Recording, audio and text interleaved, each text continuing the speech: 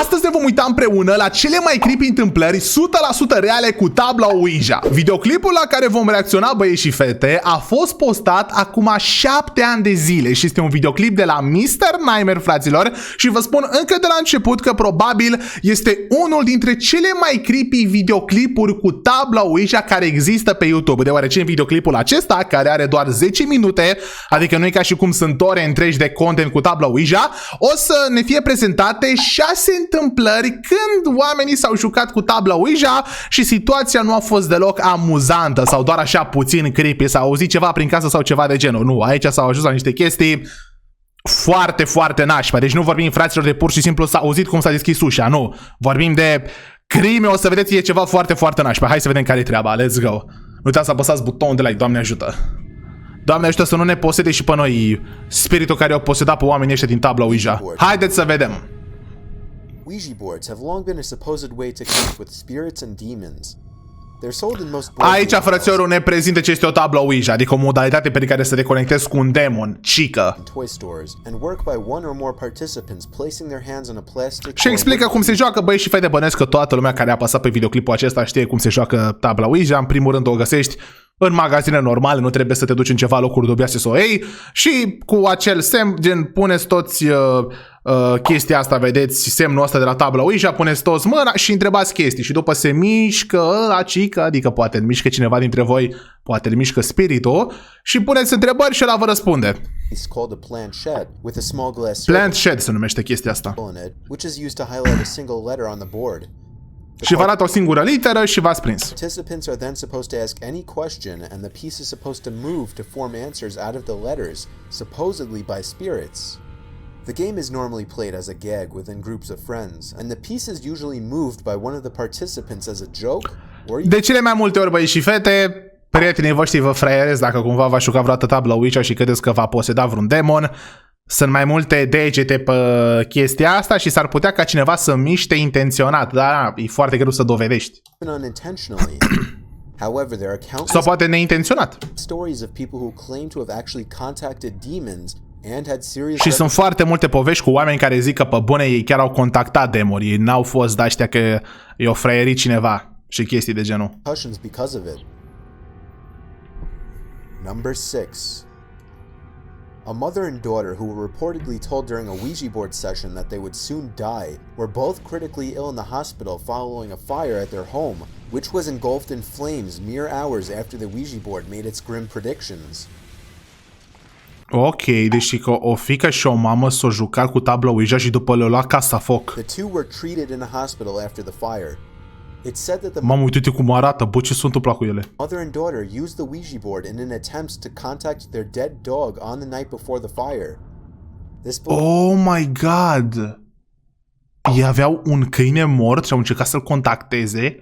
Să contacteze câinele mort? Beloved family pet was dismembered and killed by the mother's husband, Paul Carroll, who initially claimed he killed the dog because it became possessed following a previous Ouija board session. Mamă, băi, bă, fraților, fiți atenți, deci în familia asta, deci ăștia au folosit tabla OUIJA ca să vorbească cu câinele mort, care câinele mort a fost omorât de ăsta, care ăsta a fost posedat pentru că iar a făcut ceva cu tabla OUIJA. Bă, ăștia sunt nebuni, familia OUIJA.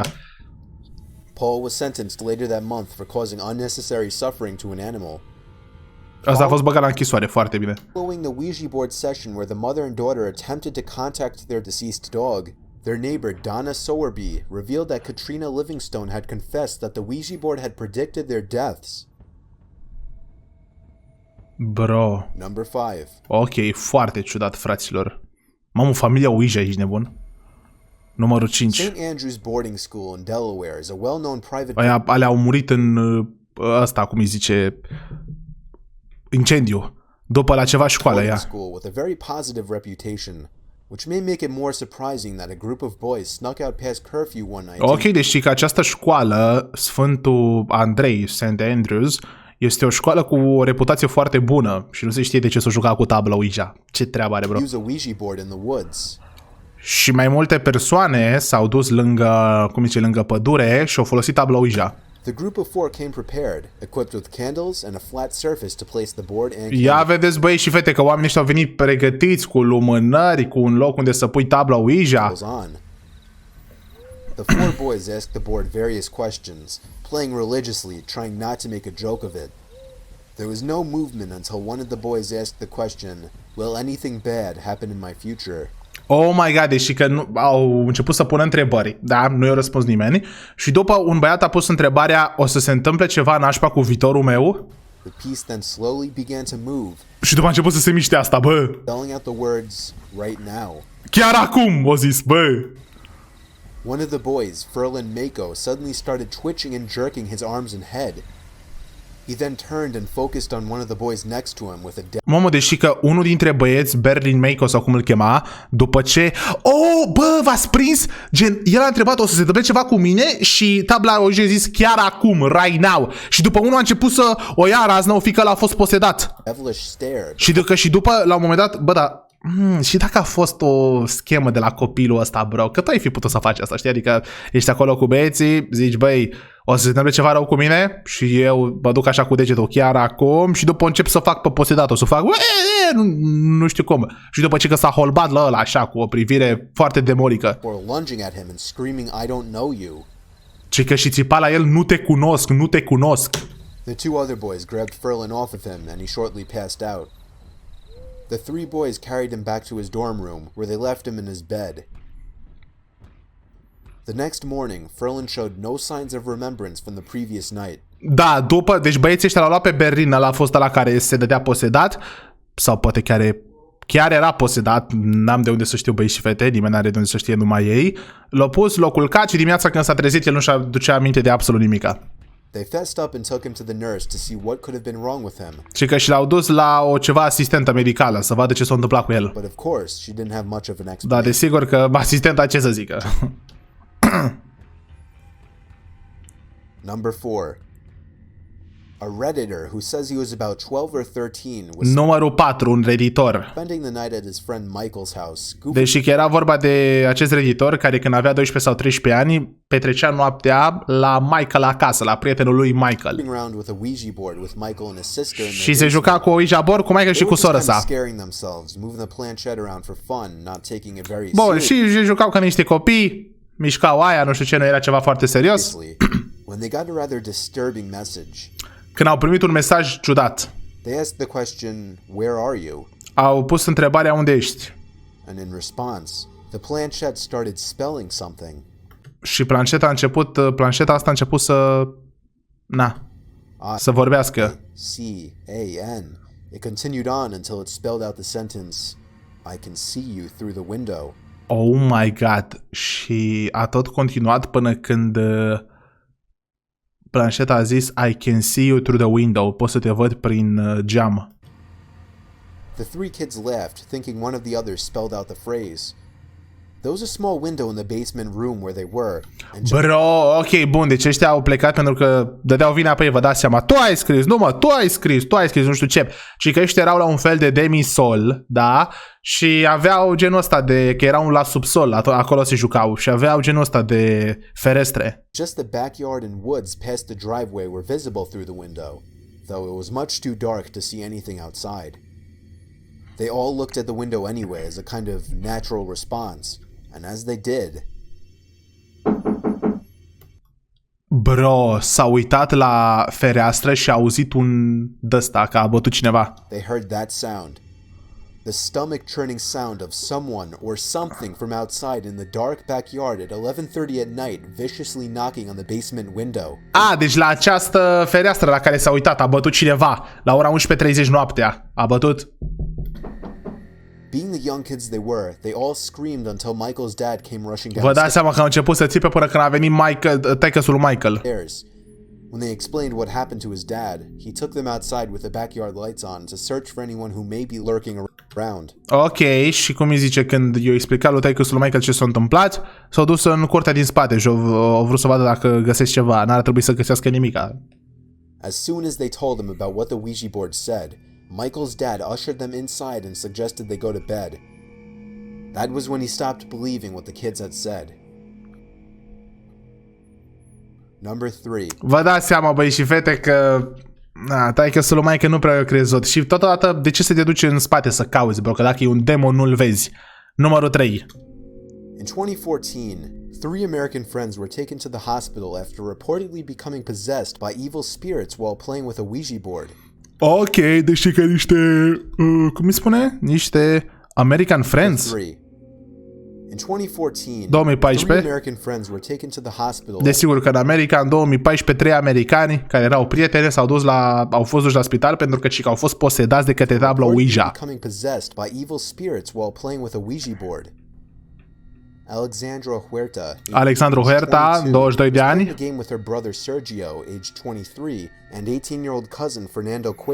Deci era unul de 22 de ani, unul de 23 și unul de 18. Sergio, Fernando Cuevas, toți băieții ăștia. In the village of San Juan in southwest Mexico. But în Mexic. Into it, she apparently started growling and thrashing around in a trance-like state, as this video captures. Hopa, avem și un videoclip. Mama, asta e o fată sau un băiat? N-ai persoana asta care i-a luat o razna, bro. Holy shit, man. Cred că... Ok, nu știu dacă e fată sau băiat, da, e o persoană.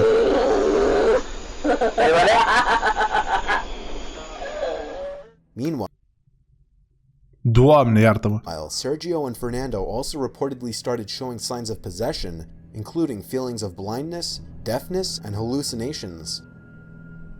Paramedics were called and took the 3 to the hospital. They restrained Alexandra to prevent her from hurting herself before treating the 3 with painkillers. Alexandra o chema pe fată. Anti-stress medication and și le-a dat medicamente, le-a dat antibiotice, le-a dat medicamentație antistres. Drops, which seemingly worked. The director of public safety in a nearby town said the medical rescue of these 3 was very complicated. They had involuntary movements and it was very difficult to transfer them to the nearest hospital because era foarte greu să-i duci la spital. So erratic. Pentru că ei nu te înțelegeai cu ei, nu se comportau ca niște oameni normali, era foarte greu să-i duci la spital, a zis ceva șef de acolo. He said they spoke of feeling numbness, double vision, blindness, deafness, hallucinations, le aveau pe toate. Spasms and difficulty swallowing. Nici nu puteau să înghită.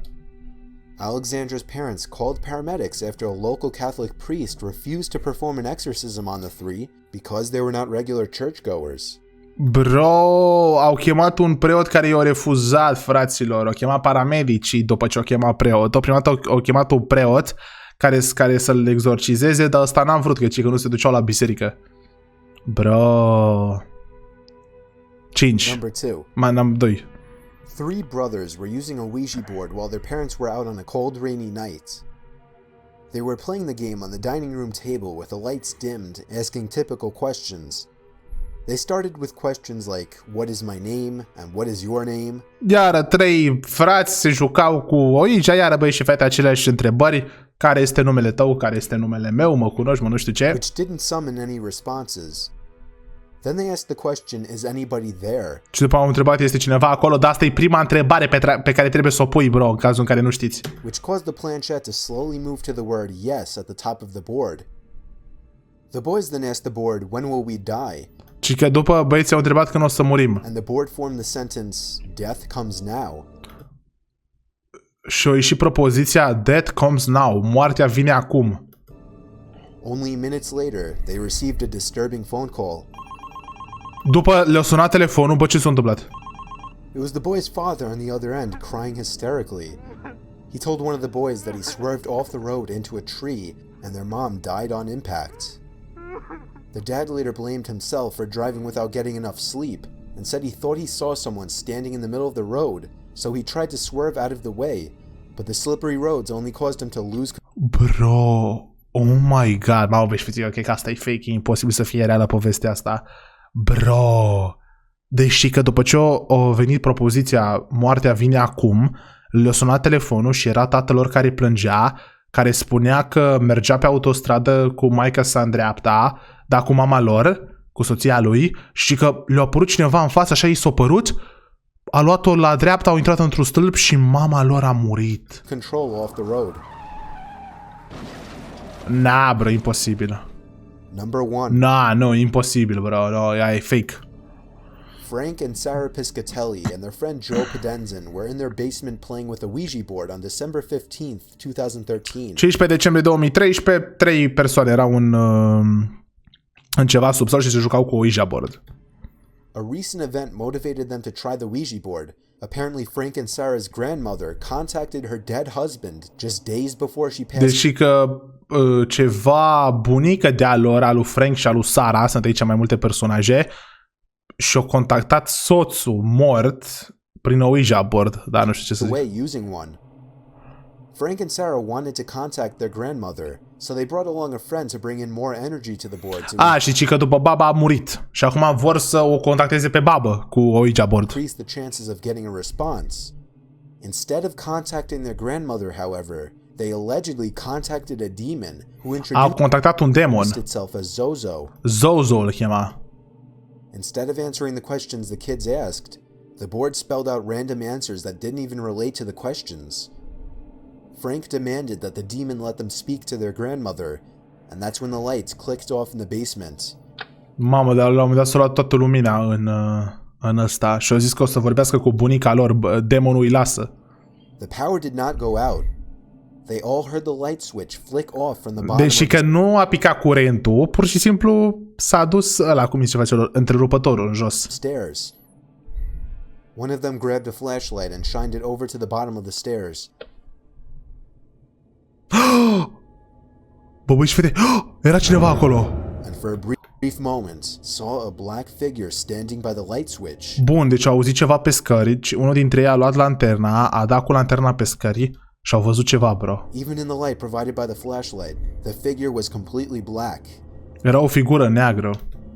Just as suddenly the lights turned back on and the figure was gone. Când s-a aprins lumina, nu mai era nicio figură. The three ran upstairs and locked the basement door. The next day, they tucked the Ouija board back in the closet and never touched it again. Și după ce au pus tabla Ouija și niciodată n-au mai folosit-o, man.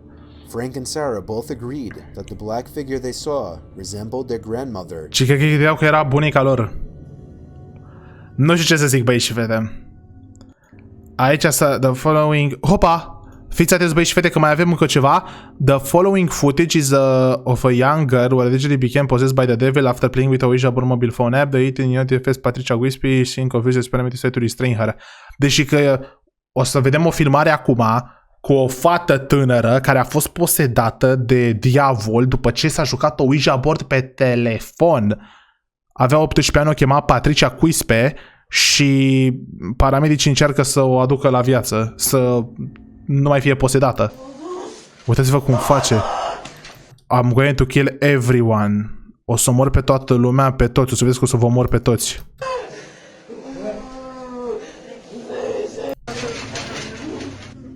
Ok, bun. Foarte ciudat, man. Foarte ciudat, băieți, și vedeți că la comentarii care vi s-a părut cea mai creepy întâmplare.